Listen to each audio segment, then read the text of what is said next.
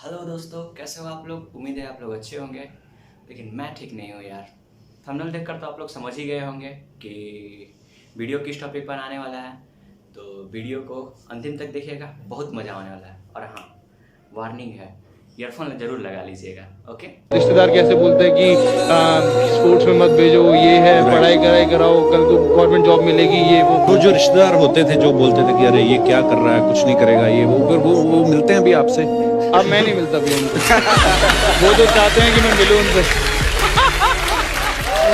90% लोगों की जब मैं काउंसलिंग करता हूं वो सिर्फ इसलिए परेशान है, लोग क्या कहेंगे, ऐसा होगा, हंसेंगे लोग, और ऐसा होगा और ये होगा। और अरे यार, तुम इतना जान लो, तुम अगर जीते तो सबके रिश्तेदार, सबके, किसी के जाति के आधार पे बन जाओगे रिश्तेदार, किसी के गांव के आधार पे जाति नहीं होगी तो।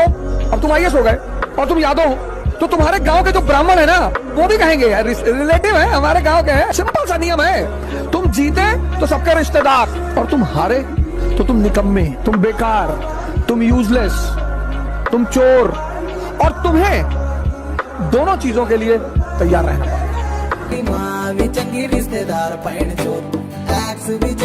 दुनिया में दो प्रकार के लोग होते हैं, जिन्हें आपकी तरक्की देखकर उनकी तशरीफ में आग लग जाती है, और उस तशरीफ के लगे हुए आग के धुएं की वजह से हम लौंडों की ज़िंदगी डार्क नाइट के बैटमैन की तरह हो जाती है। पहले प्रकार में आते हैं वो चार लोग जिनकी बातें हर घर में होती है। उन्हीं चार लोगों की वजह से एक इंजीनियर अपना गोलगप्पे का ठेला नहीं लगा पाता है, तो एक ग्रेजुएशन किया हुआ लड़का ऑटो नहीं चला पाता है, क्योंकि चार लोग क्या कहेंगे। उन्हीं चार लोगों की वजह से आज एक इंजीनियर घर पे बैठा हुआ है। मुझे ऐसा लगता है कि अगर हमारा देश की जीडीपी और ग्रोथ नहीं हो पा रही है तो उनके पीछे के सारी कारणों की वजह ये चार लोग हैं। और दूसरे प्रकार के लोगों के बारे में बताने से पहले आपको थोड़ा सा उनके बारे में इंट्रोडक्शन दे देता हूँ।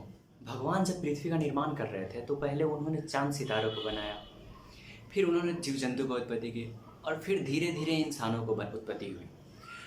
जब इंसान को बना रहे थे तब सब कुछ सही चल रहा था, चारों तरफ चैन और सुकून का माहौल था, सब शांति से चल रहा था। फिर भगवान ने बैठे बैठे एक दिन सोचा, इतना शांति से चल रहा है यार, मज़ा नहीं आ रहा है, तो क्यों ना कुछ अलग किया जाए। तब उन्होंने इंसान के रूप में रिश्तेदारों को बनाया, जिनका काम ही था छोटी छोटी बातों पर ताना मारना, दूसरों के पेरेंट्स के सामने अपने बच्चों की तारीफें करना, और दूसरे के सुख से इनकी गांड जल जाती थी। इन्हीं सब कारणों को देख करके रिश्तेदार नाम का एक खुजली का ब्रांड बन गया। जब जब आप सुख की लहरों में गोते लगा रहे होंगे तब तब यह खुजली बनकर आपके पास आएंगे और आपको उसी लहरों में डुबाने की कोशिश करेंगे। इसी वजह से मैंने इनके ऊपर एक शायरी लिखा है, उम्मीद करता हूँ आपको भी अच्छा लगेगा। तो लीजिए सुनिए। कहने को तो ये लोग हर चोट पर मरहम लगाते हैं, कहने को तो ये लोग हर चोट पर मरहम लगाते हैं, ये रिश्तेदार हैं जनाब, आपकी तरक्की देखकर इनके गांड जल जाते हैं। तो कमेंट में इरशाद कर दीजिएगा। चलिए आगे बढ़ते। मैं ये नहीं कहता हूँ कि सारे रिश्तेदार उसी कैटेगरी के होते हैं। एक अच्छे रिश्तेदार का काम क्या होता है कि हमारे घर आएंगे, 1-2 दिन रहेंगे, आराम से खाना पीना मौज मस्ती कीजिए, जो करना है कीजिए, अपने काम से काम रखिए, और जाते समय बस 500 की पत्ती हमारे जेब में ज़बरदस्ती डालते जाइए। एक अच्छे रिश्तेदार की निशानी यही होती है कि नहीं?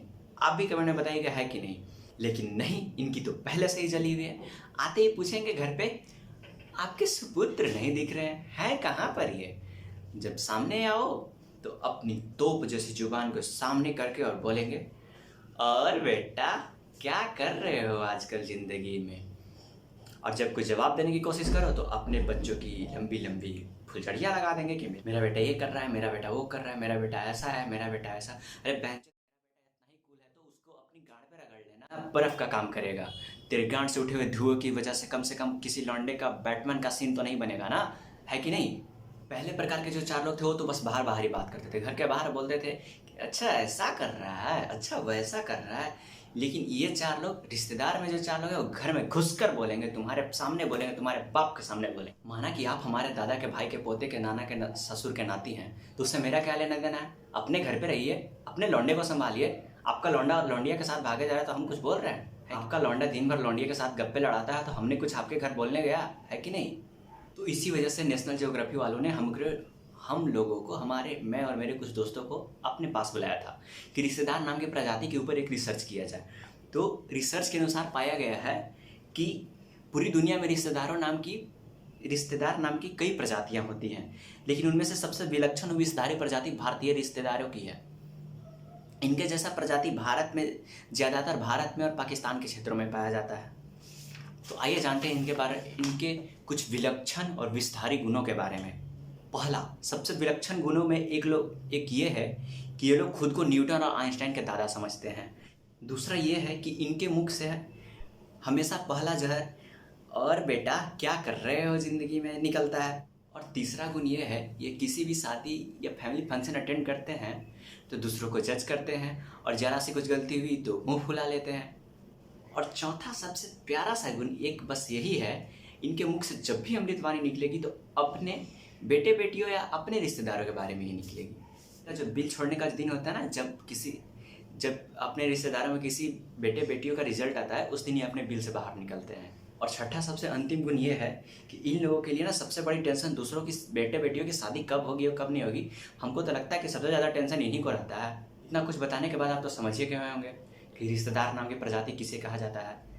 तो उम्मीद है आपको पसंद आया होगा। कल हमारे घर पे भी एक फूफा जी आए हुए थे, स्क्रिप्ट लिख के रखा हुआ था, मम्मी ने पढ़ लिया।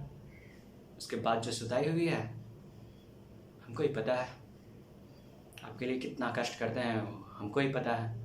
उम्मीद है कष्ट जाया नहीं जाएगा।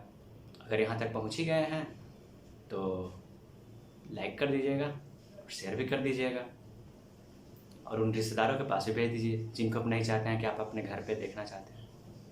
और सब्सक्राइब कर लीजिएगा चैनल को। और बेटा क्या कर रहे हो?